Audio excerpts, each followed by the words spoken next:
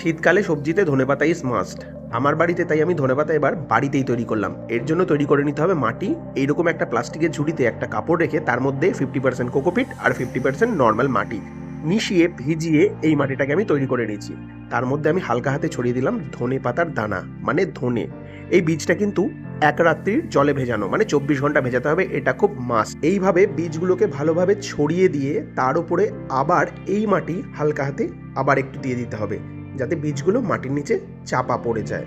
আমি যে ধনে দানা ইউজ করেছি সেটা কিন্তু লোকাল ধনে, মানে বড় বড় পাতা হবে না, কিন্তু স্মেলটা খুব সুন্দর। আর ধনে পাতা ময়েস্ট জমিতে ভালো হয়, তাই আমি যে ঝুড়িটার মধ্যে ধনেটা তৈরি করলাম তার নিচে একটা বাটি রেখে দিয়েছি জল সমেত। তোমরা দেখতে পাচ্ছ 10-11 দিনের মধ্যেই কিন্তু ধনে পাতা বেরোতে শুরু করে দিয়েছে। আর এরপর পুরো ডেট ওয়াইজ এরকম গ্রোথ, সেটা তোমাদের চোখের সামনে।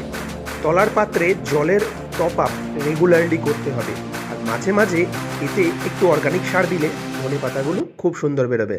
আর আমি যে অর্গানিক সারের কথা বলছি সেটা বাড়িতেই তৈরি হয়, আর আমি এটা আমার সব প্ল্যান্টেশনে ইউজ করি।